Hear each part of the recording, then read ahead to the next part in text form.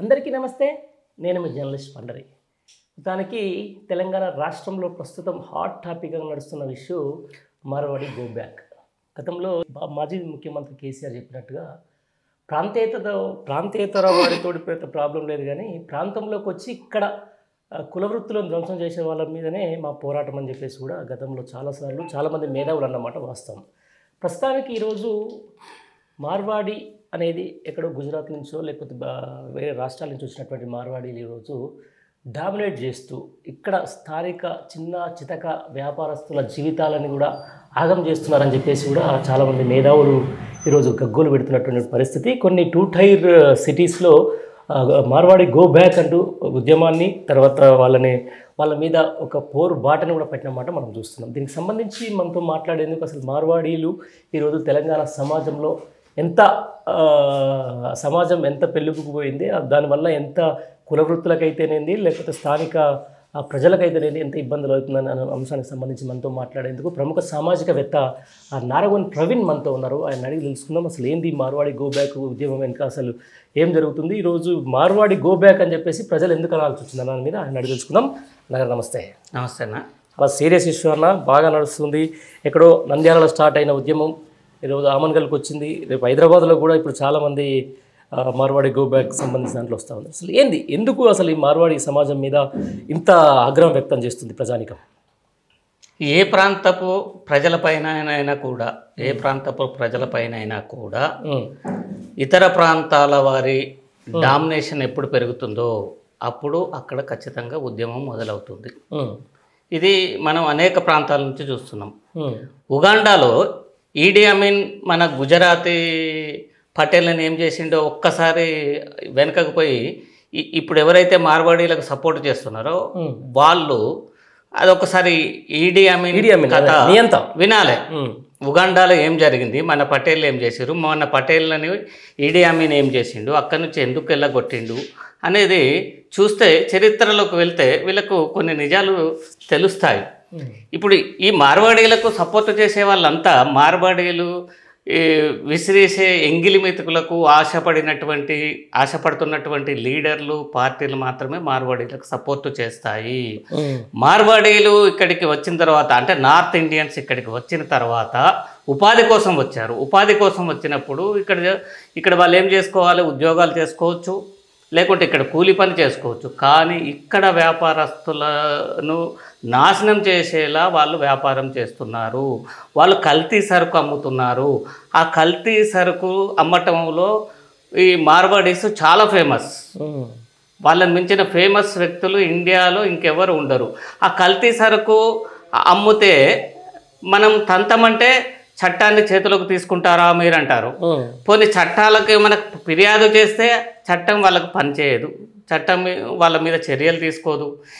ఇప్పుడు మనం అఫ్జల్గంజ్ కానీ బేగం బజార్ కానీ వాళ్ళు ఉన్న ప్రాంతాల గుజరాతీ గల్లీకి కానీ మనం పోతే అక్కడ వాళ్ళ జీరో మాల్ బయటపడుతుంది, వాళ్ళ కల్తీ మాల్ బయటపడుతుంది. ఏ రోజైనా వాళ్ళ మీద ఈ రాష్ట్ర ప్రభుత్వం కానీ కేంద్ర ప్రభుత్వం కానీ దాడులు చేసి వాళ్ళు చేస్తున్నటువంటి అక్రమ వ్యాపారాన్ని బయటపెట్టినటువంటి సందర్భాలే లేవు. ఖచ్చితంగా ఇవాళ తెలంగాణలో రోగాలు పెరిగిపోవటానికి ముఖ్య కారణం కూడా మార్వాడీలు. ఈ మార్వాడీలు చేసే కల్తీల వల్ల క్యాన్సర్లు, టైఫాయిడ్లు, వివిధ రోగాలు తెలంగాణలో విజృంభిస్తున్నాయి అన్నది పచ్చి నిజము. కాబట్టి ఇక్కడ కులవృత్తులు నాశనమైన వాళ్ళతోటి వాళ్ళు కళ్ళు మాంసం తప్ప అన్ని వ్యాపారాలు చేస్తున్నారు. మరి ఇక్కడ వాళ్ళు ఏం చేయాలి, ఇక్కడ కులవృత్తుల వాళ్ళు ఏం చేయాలి? అది కూడా మరి ఇప్పుడు మార్వాడీలకు నార్త్ ఇండియన్స్కి సపోర్ట్ చేసే వాళ్ళు చెప్పాలి ఇక్కడ ఏం చేయాలి, వీళ్ళు ఎట్లా బ్రతకాలి, వీళ్ళ పరిస్థితి ఏంది. కనీసం వాళ్ళు పెట్టేటటువంటి షాపులలో, మాల్స్లలో తెలంగాణ వారిని ఉద్యోగులుగా కూడా తీసుకోరు. అసలు మార్వాడి వాళ్లకు, నార్త్ ఇండియన్స్కు, తెలంగాణ వాళ్లకు మానవ సంబంధాలు ఉండవు. అసలు వాళ్ళకు మనకు రిలేషనే మెయింటైన్ చేయరు వాళ్ళు. అసలు వాళ్ళ ఆచార వ్యవహారాలు వేరు, వాళ్ళ తిండి వేరు, వాళ్ళ పద్ధతి వేరు. ఎక్కడైనా ఏ మార్వాడి వాడైనా తెలంగాణ వాడిని హక్కున చేర్చుకున్నటువంటి సందర్భాలు చూశారా? మీరు ఎప్పుడన్నా మార్వాడి ఇంట్లో భోజనం చేసారా? ఈ రాష్ట్రంలో ఉన్న ముస్లిం ఇంట్లో భోజనం చేసి ఉంటారు, ఈ రాష్ట్రంలో ఉన్న ఇతర మతాల వాళ్ళ ఇళ్లలో భోజనం చేసి ఉంటారు. కానీ ఈ రాజస్థానీ, గుజరాతీ, మార్వాడీలు, పటేళ్ల ఇళ్లలో మనం భోజనం చేసినటువంటి సందర్భం ఉండదు. వాళ్ళు మంచినీళ్ళు కూడా మనకి ఇవ్వరు. అసలు మానవ సంబంధాలతోటి మనకి సంబంధం ఉండదు. వాడు బిజినెస్ చేయడు. బిజినెస్ కాదు వాడు చేసేది, దాడి చేస్తాడు. వాడు బిజినెస్ దాడి చేస్తాడు, యుద్ధం చేస్తాడు. వాడు సంపాదించటం కోసము వాడు ఏ విధంగానైనా దిగజారిపోతాడు. ఈ రాష్ట్రంలో మనం ఇప్పుడు మనకు తెలంగాణ ఉద్యమం ఎందుకు వచ్చింది? నీళ్లు, నిధులు, నియామకాల కోసం వచ్చింది.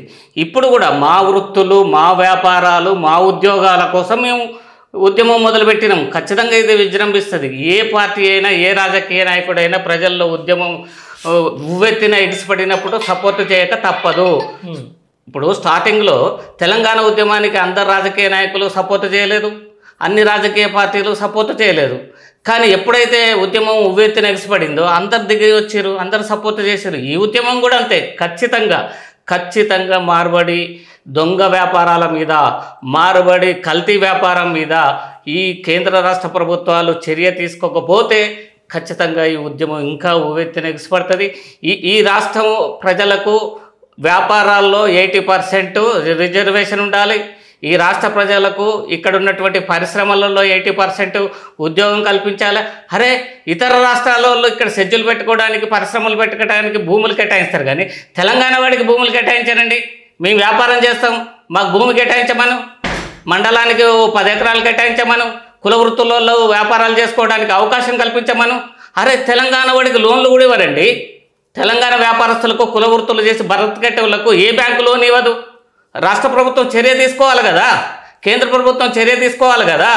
అంటే మా వృత్తులను నాశనం చేసి, మా వ్యాపారాలను నాశనం చేసి, మా కల్తీ సరుకులు వాళ్ళు అమ్మినవి మేము తిని మా ఆరోగ్యాలు ఖరాబ్ చేసుకోవటం మంచిదని అంటారా?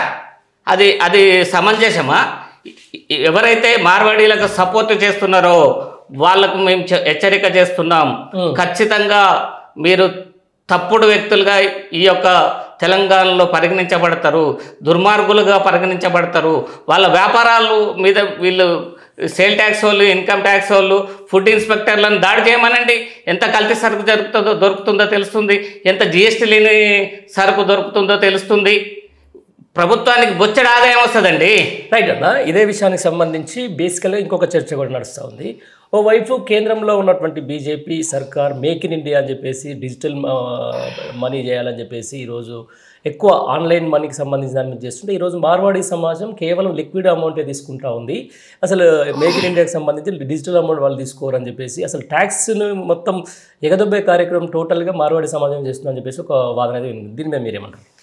వాస్తవంగా మ్యానుఫ్యాక్చర్స్ మార్వాడీసే ఉంటారు, డిస్ట్రిబ్యూటర్స్ మార్వాడీసే ఉంటారు, డీలర్స్ మార్వాడీసే ఉంటారు, రిటైలర్స్ మార్వాడీసే ఉంటారు. ఇక తెలంగాణ వాడికి ఇక్కడ బిజినెస్ చేసుకోవడానికి అవకాశం ఇవ్వట్లేరు. అక్కడ ఏం చేస్తాడు వాడు? మ్యానుఫ్యాక్చరింగ్ కాడికి పోయి వీడు ₹1,00,00,000 మాలు తెస్తే 10 లక్షలకి జిఎస్టీ కడతాడు, 90 లక్షలకు జిఎస్టీ కట్టకుండా తీసుకొచ్చి ఇక్కడ జిఎస్టీ లేకుండా అమ్ముతూ ఉంటాడు. ఇక్కడ అసలు వాడు మారబడాడు, వాడు తెలుగులో రాయడు, వాడి భాష మనకు అర్థం కాదు.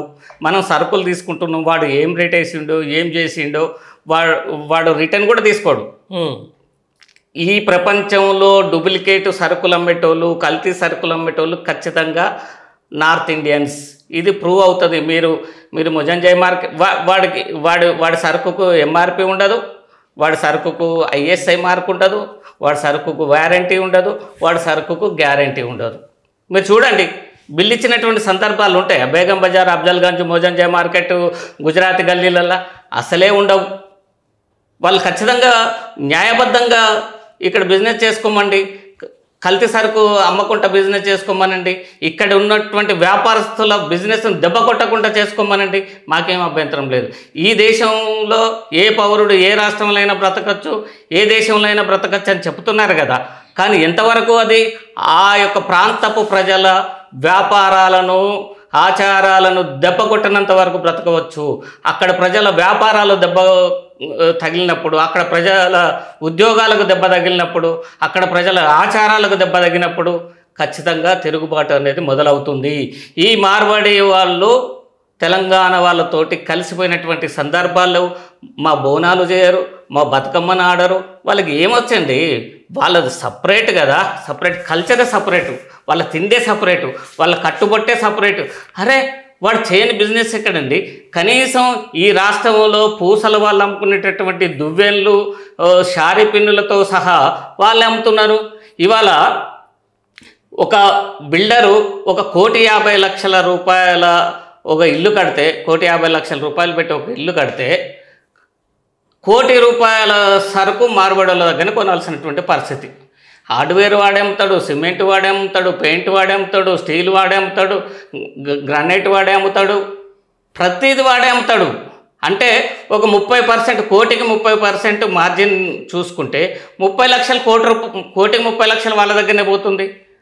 మొత్తం వాళ్ళు జమ చేసుకొని ఇక్కడి నుంచి పారిపోయేటటువంటి పరిస్థితులు ఏర్పడ్డాయి. ఇక్కడ భూములు కొంటున్నారు, మా భూములు మాకే అన్నప్పుడు ఇక్కడ వాళ్ళు భూములు కొంటే ఇక్కడ స్థానికుల ప్రజల అస్తిత్వం దెబ్బతినదా? కాబట్టి ఖచ్చితంగా వాళ్ళని కంట్రోల్ చేయాల్సినటువంటి అవసరం ఎంతైనా ఉన్నది. రైట్. ఇదే విషయానికి సంబంధించిన దాని మీద కొన్ని పార్టీలు కేవలం మార్వాడి సమాజం కోసం, మార్వాడి నుంచి వచ్చే వాళ్ళ ఫండింగ్ కోసమే వాళ్ళకి సపోర్ట్ చేస్తూ ఉన్నది. ఈరోజు వాళ్ళు అసలు దేశం, రాష్ట్ర సంపదలో సృష్టికర్తలు అని చెప్పేసి వాళ్ళని ఇంకా పొగిడే ప్రయత్నం చేస్తూ ఉన్నారు. మీరు చూసుంటారు సోషల్ మీడియాలో. దీన్ని ఎట్లా మాట్లాడతారు? అంటే మార్వాడి వాళ్ళు రాకముందు తెలంగాణలో ప్రజలు వ్యాపారాలు చేసుకోలేదు, బ్రతకలేదా? మార్వాడి వాళ్ళు మాకు అన్నీ నేర్పుతున్నారా ఏంటి? నేను ముందే చెప్పాను కదా, మార్వాడీలు విసిరేసే ఎంగిలి మెతుకులకు ఆశపడేటటువంటి వ్యక్తులు, ఆశపడేటటువంటి పార్టీలు వాళ్ళకు సపోర్టు చేస్తాయి. రేపు అదే మార్వాడీలకు సపోర్టు చేస్తాం, ఇక్కడ మార్వాడీలు ఉండొచ్చు అనే నినాదంతో రేపు భవిష్యత్తులో జరగబోయే ఎన్నికలకు రమ్మని చెప్పు, ఛాలెంజ్ చేస్తాం. ఆ మాట చెప్తారా? మా తెలంగాణ ఓట్లు ఈ రాజకీయ పార్టీలకు, రాజకీయ నాయకులకు అవసరం లేదా? మాకు మార్వాడీల ఓట్లే కావాలి, మేము మార్వాడీలు చేసేటటువంటి దుర్మార్గమైనటువంటి వ్యాపారానికి మేము సపోర్ట్ చేస్తామని చెప్పమనండి. ఆ మాట చెప్పమని చేతనైతే ఇప్పుడు ఎవరైతే మార్వాడీలకు సపోర్ట్ చేస్తున్నటువంటి నాయకులు, ఒక నాయకురాలు చెప్తుంది, ఆమె మరి కరోనా టైంలో హిందువులనే కదా దోచుకొని తిన్నది, హిందువులు దోచుకొని తిన్నది. ఆమె హాస్పిటల్ని 6 నెలల పాటు పర్మిషన్ రద్దు చేసింది గత ప్రభుత్వం. ఎన్నో సమస్యలు ఉన్నాయండి. ఆవిడ కూడా అసలు తెలంగాణ ఆవిడ కాదు కదా, ఆవిడ కూడా వలస వచ్చిన ఆవిడే. వాళ్ళు అంతకు తప్ప ఇంకేం మాట్లాడతారు? వలస వచ్చిన వాళ్ళు వలస పక్షుల మాటలే మాట్లాడతారు. ఏ గూటి పక్షి ఆ గూటి మాట మాట్లాడటం మనం చూస్తూ ఉన్నాం. అంతే. రైట్. ఇప్పుడు ఈ సెకండ్ గ్రేడ్ మాల్కు సంబంధించిన దాంట్లో నిజంగా అంటే ఒక వస్తువు, ఇదే ఫోన్ అనుకుందాం. ఈరోజు ఒక తెలంగాణ ప్రాంతం వ్యక్తులు ఒక ఫోన్ పెట్టుకొని అమ్ముకుంటున్నప్పుడు ఒక మొబైల్ షాపు, ఇది మామూలుగా జిఎస్టీ రేటు అంతా కలిపి తర్వాత దీనికి ఒక రేట్ ఫిక్స్ చేస్తారు. బట్ ఇదే రేటు మార్వాడి షాపులో ఎందుకు తక్కువ ఉంటుంది? ఇక్కడ అందరూ తెలుసుకోవాల్సింది ఏంటంటే, ఒక వస్తువు ఒరిజినల్ తయారు కాగానే మార్వాడోడు సేమ్ డూప్లికేట్ తయారు చేస్తాడు. ఆ ఒరిజినల్ వస్తువు ఖరీదు 10,000 ఉంటే ఈ డూప్లికేట్ వస్తువు ఖరీదు 2,000 ఉంటుంది. మీరు చూడండి, చీరలు కూడా ఇమిటేట్స్ తయారు చేస్తారు. ఇమ్మీడియట్గా ఒక పట్టు చీర తయారైందంటే దానికి డూప్లికేట్ చీర వీడు తయారు చేస్తాడు. వీడు బ్రతకంతా డూప్లికేటే. ఓకే. వీడు ఒరిజినల్స్ ఎప్పుడు అమ్మడు. వీడు రేట్ ఎందుకు తక్కువ ఇస్తాడు? ఒక గోధుమ పిండి ఉందనుకోండి, సేమ్ బ్రాండ్ ఉన్న దగ్గరికి వీడు పోతాడు, అయ్యా నీకు నేను ఒక 10 కోట్ల రూపాయలు ముందు అడ్వాన్స్కి ఇస్తా, అదే ప్యాకింగ్ నువ్వు కానీ నువ్వు 50 రూపాయల కిలో అమ్ముతున్నావు కదా, నాకు 25 రూపాయల కిలో ఇవ్వు.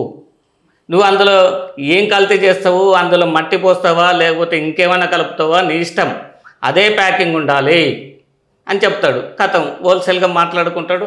వాడు బిజినెస్ కోసం చూస్తాడు, వీడి బిజినెస్ కోసం చూస్తాడు. అక్కడ ఉన్న ఇతర తెలంగాణ వ్యాపారులు అమ్మేదానికంటే 2-3 రూపాయల కేజీకి తక్కువ అమ్ముతాడు. ఇది జరుగుతున్నటువంటి విషయం. అంతే అంతే. ఇప్పుడు పర్టికులర్గా ఈ మార్వాడి గో బ్యాక్ అనే అంశానికి సంబంధించిన దాని మీద, మార్వాడి గో బ్యాక్ అనే ఇష్యూకి సంబంధించిన దాని మీద అంటే విభిన్న వాదనలు అయితే వినిపిస్తూ ఉన్నాయి. కొంతమంది సరే మార్వాడీలు అనేది ఇక్కడ తెలంగాణ సమాజంలో మమేకమై ఉన్నారని చెప్పేసి కొంతమంది అంటూ ఉన్నారు. లేదు, ఈ మార్వాడీలు చేయబట్టి కూడా కొద్దిగా మా కుల వృత్తులు లేకపోతే మా షాపులన్నీ కూడా నడవట్లేదు అని చెప్పేసి సామాన్య స్థాయి వ్యాపారస్తులు అంటారు. నిజానికి వీరిద్దరి వాదనలో ఎవరు కరెక్ట్? ఎవరితోటి మమేకమైపోయి ఉన్నారు మార్వాడీలు? తెలంగాణ వాళ్ళతోటి.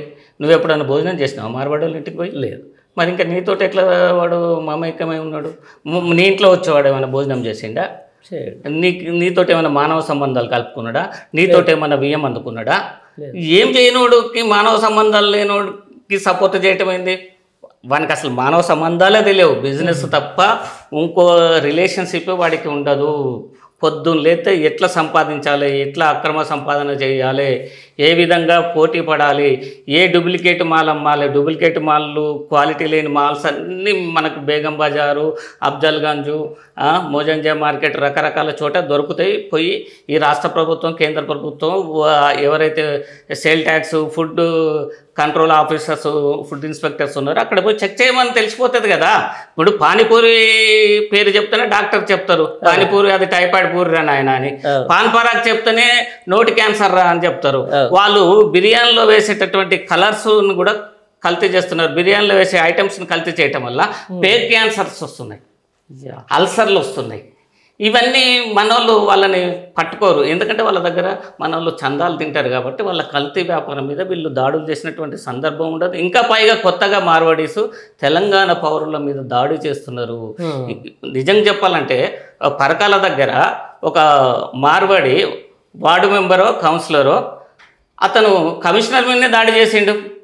ఈ రోజుకో దాడి వాళ్ళు తెలంగాణ ప్రజల మీద దాడి చేస్తుంటే ఇక మేము చేతులు కట్టుకొని కూర్చోవాలి, సార్ అనాలి వాళ్ళని. మేమేమన్నా అంటే నువ్వు కల్తీ సరుకు అమ్మితే ఆ అమ్మిన సరుకుని కొనాలి, తినాలి, వాపస్ ఇస్తే నువ్వు తీసుకోవు, నిన్ను ఏమనద్దు, నిన్ను పువ్వులాగా చూసుకోవాలి. ఇక్కడ నువ్వు దొంగవు కాబట్టి మీ మీద తిరుగుబాటు చేస్తున్నావు. నువ్వు దొంగతనం, దొంగ సరుకు అమ్మనంత కాలం, దొంగ పనులు చేయనంత కాలం, నీతి నిజాయితీగా నువ్వు ఇక్కడ వ్యాపారం చేసుకున్నంత కాలం, ఇక్కడ వ్యాపారస్తులను దెబ్బ కొట్టనంత కాలం నిన్ను ఎవరు ఏమనరు.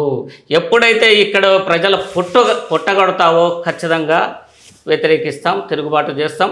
అవసరమైతే ఈ రాష్ట్రం నుంచి వెళ్ళగొట్టడానికి కూడా వెనకపోం. రైట్. ప్రవీణ, బేసికల్గా ఇప్పుడు కేవలం ఈ మార్వాడి సమాజం అంతా కూడా ఒక పార్టీకి మద్దతుగా ఉన్నది కాబట్టి ఆ పార్టీ మీద చేసే ఏమంటారు దాన్ని వ్యతిరేకంగా, పార్టీ మీద చేసే విమర్శల్లో భాగంగానే ఈరోజు మార్వాడి సమాజాన్ని మీద హేట్ రేట్ పెంచుతున్నారని చెప్పేసి కొంతమంది వాదిస్తున్నారు. దీన్ని ఎట్లా చూస్తారు? నేనేమంటున్నా, మార్వాడి వాళ్ళు చేసేటటువంటి వ్యాపారాలు కల్తీ వ్యాపారాలు కాదా? వాళ్ళు ఏ పార్టీకి ఓటేస్తున్నారు అనేది ఇక్కడ ప్రస్తావన కాదు. వాళ్ళ ఓట్లతోటి ఆ పార్టీని గెలవని మాకేం అభ్యంతరం లేదు. తెలంగాణ పౌరుల ఓట్లు అవసరం లేదు, మార్వాడీల ఓట్లే కావాలంటే కూడా మాకు అభ్యంతరం లేదు. కానీ వాళ్ళు చేసే కల్తీ వ్యాపారాన్ని వీళ్ళు సమర్థిస్తారా? వాళ్ళు చేసే జిఎస్టీ కొట్టడాన్ని వీళ్ళు సమర్థిస్తారా? వాళ్ళు చేసేటటువంటి డూప్లికేట్ మాల్ అమ్మడాన్ని వీళ్ళు సమర్థిస్తారా? వాళ్ళు చేసేదంతా కరెక్టే, న్యాయబద్ధంగా ఉందని వీళ్ళు చెప్పండి తెలంగాణ ప్రజలకు. రేపు ఎన్నికలకు వస్తున్నాయి కదా, రాబోయే ఎన్నికలలో మీ మార్వాడి సపోర్టులం, మాకు తెలంగాణ వాళ్ళతోటి పని లేదు, తెలంగాణ వాళ్ళ వ్యాపారాలు దెబ్బతిని, కుల వృత్తులు నాశనం కానీ, వాళ్ళు బతుకు తెరువు లేకపోని, వాళ్ళ పొట్టగొట్టని మేము తెలంగాణ వాళ్ళకు సపోర్ట్ చేయం, మేము మార్వాడీలకు సపోర్ట్ చేస్తాం, మాకు ఓట్లు వేయమని చెప్పి రమ్మానండి, అభ్యంతరం లేదు. అప్పుడు ప్రజలు తీర్మానం చెప్తారు కదా, ఎవరికి ఓటేయాలనో ఎవరికి ఓటేయద్దో ప్రజలు నిర్ణయించుకుంటారు. ఏ పార్టీకి ఓటేయాలనో, ఏ పార్టీ ఎవరికి సపోర్ట్ చేస్తుంది, ఈ తెలంగాణ పౌరులని కాదని ఇతర రాష్ట్రాల నుంచి వచ్చిన వాళ్లకు సపోర్ట్ చేస్తారంటే ఇక్కడ ప్రజలు ఖచ్చితంగా తిరుగుబాటు చేస్తారు, వ్యతిరేకంగా ఓటు వేస్తారు. రైట్. ఇప్పుడు ఆమన్గల్లో జరిగింది బంద్, రేపు మీరు చెప్పారు పరకాలలో అంటున్నారు. అంటే బేసికల్గా పర్టికులర్గా ఏం జరుగుతుందంటే తెలంగాణ రాష్ట్రానికి సంబంధించిన దాంట్లో ఇది ఒక ఎప్పుడైనా కూడా ఆర్థికంగా కొంచెం బాగా వృద్ధి రేటు ఉన్నటువంటి స్టేట్. ఇక్కడ ఎవరైనా బతుకోవచ్చు, సబ్బండ వర్గాలు కూడా ఇక్కడ బతుకుతాయి హైదరాబాద్ బేస్డ్గా. నిజంగా హైదరాబాద్కి వస్తే ఈ ఉద్యమం గట్టిగా ఏ విధంగా ఉండబోతుంది మార్వాడీల పరిస్థితి? ఈ ఉద్యమాన్ని మార్వాడి గో బ్యాక్ అంటే నార్త్ ఇండియన్స్ గో బ్యాక్ అనే ఉద్యమాన్ని అణచివేయడానికి ఇక్కడ ఉన్నటువంటి కొన్ని రాజకీయ శక్తులు తీవ్రంగా పనిచేస్తున్నాయి. వాళ్ళకు కొంతమంది ఉద్యోగులు కూడా సపోర్ట్ చేస్తున్నారు. ఎందుకంటే వాళ్ళ చందాల మీద వీళ్ళ బ్రతుకులు ఆధారపడి ఉన్నాయి, ఈ రాజకీయ పార్టీల బ్రతుకులు ఆధారపడి ఉన్నాయి, ఈ రాజకీయ నాయకుల బ్రతుకులు ఆధారపడి ఉన్నాయి. కాబట్టి వాళ్ళు చేసే కల్తీ వ్యాపారానికి సపోర్ట్ చేస్తున్నారు. ఆ సపోర్ట్ ఎంతకాలం చేస్తారు వీళ్ళు? తెలంగాణ ప్రజలు తిరుగుబాటు చేసేంత వరకు మాత్రమే, పెద్ద మొత్తంలో ఉద్యమం ఉవ్వెత్తున లేసేంత వరకు మాత్రమే వాళ్ళు చేస్తారు. ఆ తర్వాత వాళ్ళ వశం కాదు, ఖచ్చితంగా వాళ్ళు వెనుకకు తగ్గాల్సి వస్తుంది. ఈ మార్వాడి గో బ్యాక్ అనే నినాదానికి వాళ్ళు కూడా మద్దతు ఇవ్వక తప్పని పరిస్థితి ఏర్పడుతుంది. రైట్, ఇది ఒక మంచి బేసికల్గా ఇప్పుడు మార్వాడి సమాజం ఇంతగానం వ్యాపారం వృద్ధి చేసుకుంటుంది. నిజంగా తెలంగాణ వాళ్ళ దగ్గర ఉద్యోగాలు రాలేదా? ఏ ఏ ఏ మార్వాడి షాపులో తెలంగాణ వాడికి ఉద్యోగం ఇచ్చింది చూపించగలుగుతామా?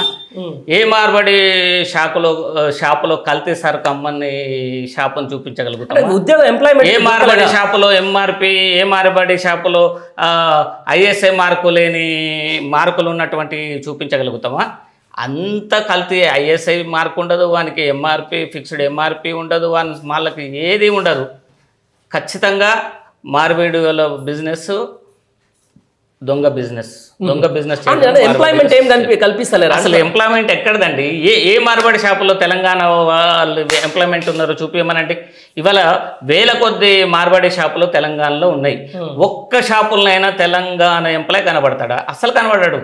ఎందుకంటే వాళ్ళ దొంగ బిజినెస్లు బయటపడతాయి, వాళ్ళ కల్తీ బిజినెస్ బయటపడతాయి. తెలంగాణ వాడు చెప్తాడు కదా పక్కకు, అరే మేము మా షాపులో కల్తీ చేస్తున్నారా అని చెప్తే మళ్ళీ తెలంగాణ వాళ్ళు కొనరు కదా. కాబట్టి వాడు తెలంగాణను పెట్టుకోడు.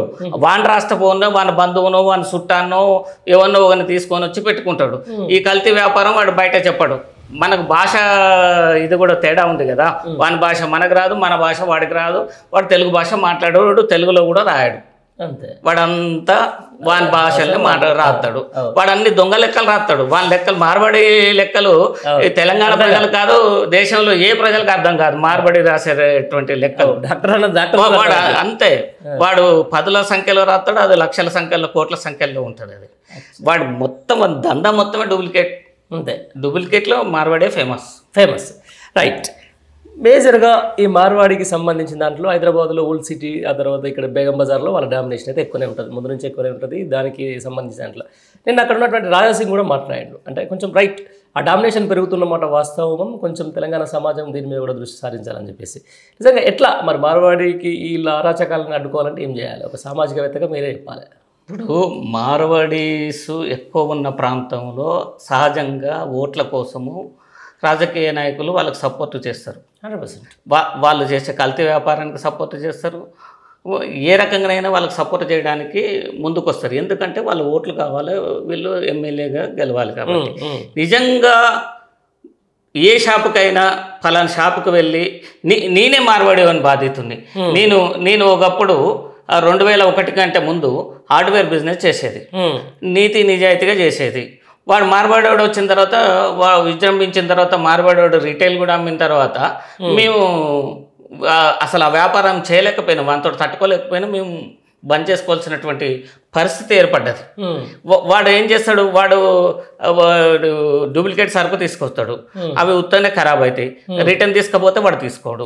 అట్లా వేల రూపాయలు మేము మార్వాడం దగ్గర మునిగినాం. ఆ డూప్లికేట్ సరుకు, ఆ దొంగ మాలు, ఆ జిఎస్టీ లేని మాలు అమ్మినటువంటి మార్వాడు ఇవాళ వేల కోట్ల రూపాయలకు ఉన్నాడు. రైట్, ఇది సీరియస్ మ్యాటర్నా. ఇప్పుడు వ్యాపారాల పేరిట మార్వాడీలు మతతత్వ రాజకీయాలని ప్రేరేపిస్తున్నారు. వాళ్ళంతా కూడా ఈ ఆర్ఎస్ఎస్ భావజాలను లేకపోతే ఇంకేదో భావజాలాన్ని ఎక్కువ పెంపొందించేందుకు డబ్బులు ఖర్చు పెడుతున్నారని చెప్పేసి ఇప్పుడు సోషల్ మీడియాలో వస్తుంది. దీన్ని ఎట్లా చూస్తారు? ఇప్పుడు మతతత్వం అంటే ఏ మతం ఉంది ఇక్కడ? ఎక్కువ హిందువులము ఉన్నాం.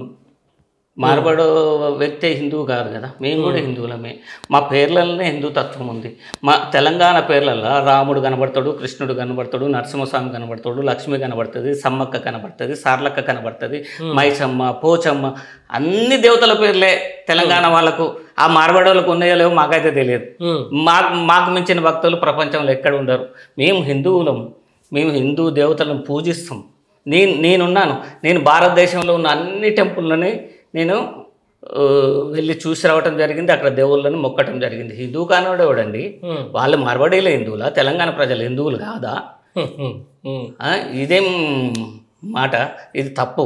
ఖచ్చితంగా తెలంగాణ ప్రజలు హిందువులే. తెలంగాణ హిందువులను కూడా ఎవరైతే హిందూ మతం గురించి మాట్లాడుతున్నారో వాళ్ళు రక్షించాల్సినటువంటి బాధ్యత వాళ్ళకు ఉంది. రైట్, ఒకటన్నా సీరియస్గా వచ్చింది. నిజంగా మీ పోరాటము మార్వాడి గోబ్యాక, మతతత్వాన్ని రెచ్చగొట్టే మార్వాడి గోబ్యాక? మేమేమంటున్నామంటే ఇక్కడ అస్తిత్వాన్ని దెబ్బతీసే వ్యాపారస్తుడు వాడు మార్వాడు కానీ నార్త్ ఇండియన్ ఎవడైనా కానీ వాడిని గోబ్యాక్ అంటాం. అంతే. నువ్వు కల్తీ సరుకు అమ్ముకుంటే నీతి నిజాయితీగా ఇక్కడ నువ్వు ఏ పౌరుడు ఏ రాష్ట్రంలో అయినా ఏ దేశంలో అయినా బ్రతకచ్చు అని చెప్తున్నాం, నిజమే.